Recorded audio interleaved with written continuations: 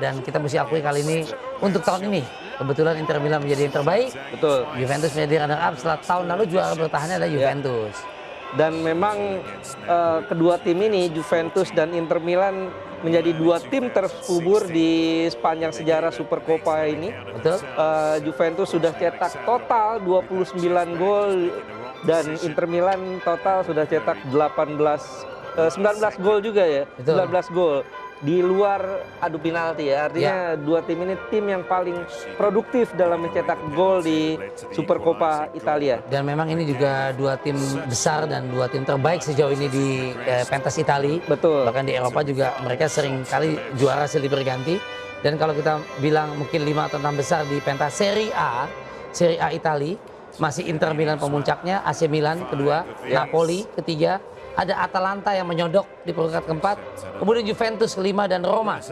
Ya artinya memang tim-tim yang juga langganan juara, tim-tim besar juga yang mapan ya Bung ya. Iya, tapi kalau kita lihat memang dalam 8 pertandingan terakhir ini Juventus pelan-pelan bangkit ya. Ya, 8 pertandingan terakhir mereka tidak pernah kalah lagi sejak terakhir kalah 1-0 dari Atalanta. Ya. 8 pertandingan itu mereka bisa meraih 6 kemenangan, 2 hasil imbang. Ini pertanda ya. Ya. Harus hati-hati tim di atas Juventus, Atalanta, Napoli, AC Milan harus hati-hati. Ya. Kalau Inter Milan jaraknya cukup jauh ya, ada 11 poin. Ya. Inter Milan di puncak dengan 49 poin, sementara Juventus 38 poin di peringkat 5, 11 poin. Betul. Dan kalau Anda melihat banyak yang menjagokan di awal-awal tuh tipis sebenarnya bedanya bahwa karena melihat peringkat di Serie A kemudian orang ujuk-ujuk gitu ya mendukung langsung aja bahwa Inter Milan akan dengan mudah mengalahkan Juventus, tapi terbukti Juventus ini bukan kaleng-kaleng, memang tim bagus, tim besar gitu ya, sangat sulit. Anda melihat di mana letak kunci tadi kalau Anda melihat kalau bisa dikatakan Inter Milan, kalau boleh menyebutkan 1 atau 2 pemain Inter Milan ataupun Juve, Anda menyebut siapa yang punya peran sangat besar? Iya, tentu Alexis Sanchez ya. Iya. Karena tadi kita lihat di babak pertama Edin Dzeko kurang bermain maksimal kecuali penalti yang diraihnya ya. Lautaro Martinez juga mendapatkan banyak peluang meskipun dia cetak gol dari titik penalti, tapi saya pikir ini bukan performa terbaik Lautaro Martinez. Bahkan beberapa kali tadi peluang emasnya gagal. Saya mencatat ada 3 peluang Lautaro Martinez yang gagal berujung gol. Baru dari titik penalti dia bisa, dan ini kita lihat Simone Inzaghi 3 kali Supercoppa Italia, 3 kali dia juara 100%. Dan lagi-lagi tim yang dikalahkan adalah timnya Allegri, Massimiliano Allegri. Dia pernah melakukan itu 2017 ketika dia bersama Lazio. Dan Allegri bersama Juventus. Iya. Mungkin Allegri bisa revenge nanti di Serie A ya Bung ya. Asal ketemu mungkin ya, ketemu sama tim ini bawaannya mungkin lagi kebetulan Bung ya. Si Inzaghi ini airnya kuat mungkin Bung. Simone Inzaghi doanya kuat, ini airnya kuat ya. Selamat sekali lagi Inzaghi hat-trick menjadi 3 kali dengan tim yang berbeda, Lazio dan Inter Milan. Ya, dan kedepannya juga kalau kita lihat Juventus ini punya jadwal yang cukup padat. Setelah menghadapi Inter Milan ini mereka harus menghadapi Udinese, Sampdoria, dan AC Milan.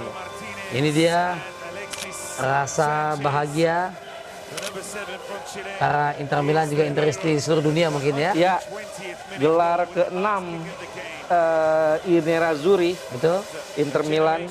Dan serasa juga makin lengkap. MVP atau pemain terbaik pada laga ini adalah Alexis Sanchez. Betul. Sang penentu di detik atau menit terakhir. Betul. Memang tidak main sejak awal, tapi saat dikasih kesempatan ini bisa jadi super sub ya. Nah, bukan main. Dan kita lihat perayaan yang diraih oleh tim Inter Milan. Apakah ini juga akan otomatis misalnya berbanding lurus dengan Scudetto di Serie A, kita belum tahu juga Bu. Belum tahu juga, tapi kalau kita lihat track record mereka, artinya mereka ini cukup konsisten ya. Dari 20 pertandingan di Serie A mereka hanya baru kalah 1 kali. Artinya 81% lebih poin di Serie A dari 20 pertandingan ini bisa mereka raih. Betul, dan rotasi yang dilakukan oleh pelatih pun dalam laga-laga besar seperti ini mesti harus benar-benar jeli Bung ya. Betul, dan mereka punya paling tidak 2 pemain yang setara ya di satu posisi. Misalnya di posisi sayap, selain Denzel Dumfries mereka masih punya Darmian juga. Ya. Kita lihat di sana juga tadi ada Kesola, ada Xavier Zanetti, Bu. Ya, wakil legenda. presiden ya. Iya, betul. Wakil presidennya. Iya. Ini legend sekali, Bu. Betul. Xavier Zanetti tadi. Sementara tadi kalau Simone Inzaghi ini adik ya dari Pippo. Ya, Pippo Inzaghi. Karir kakaknya di kepelatihan belum semengkilat adiknya. Betul sekali. Gagal bersama AC Milan. Ya. Dan sempat ini ya membawa Venezia promosi ya. Betul. Dari seri C ke seri B. Naik ya. Ya. Alhamdulillah. Jadi kadang-kadang adik kakak kadang-kadang nasibnya beda-beda. Betul, tapi memang tidak sementereng seorang Simone Inzaghi ya, karena Simone Inzaghi baru melatih di 2010 melalui Akademi Lazio. Kemudian 2016 dia mendapat kesempatan menjadi pelatih utama di Lazio senior sampai 2021, dan itu rata-rata kemenangannya 53% kemenangan.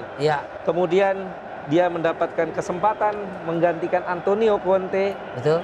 Meskipun awalnya diragukan, ternyata dalam beberapa bulan ya, artinya 6 bulan setelah ditunjuk jadi pelatih Inter Milan, dia sudah bisa memperhasilkan trofi pertamanya.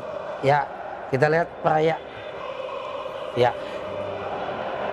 Ya, kita lihat ini dia ya perayaan. Selamat sekali lagi untuk para pendukung Inter Milan, para Interisti dimanapun Anda berada. Demikian pertandingan, kita sudah menyaksikan gegap gempita kemeriahan dilaksanakan dirayakan oleh Inter Milan kali ini, sekali lagi setelah unggul atau mengalahkan Juventus dengan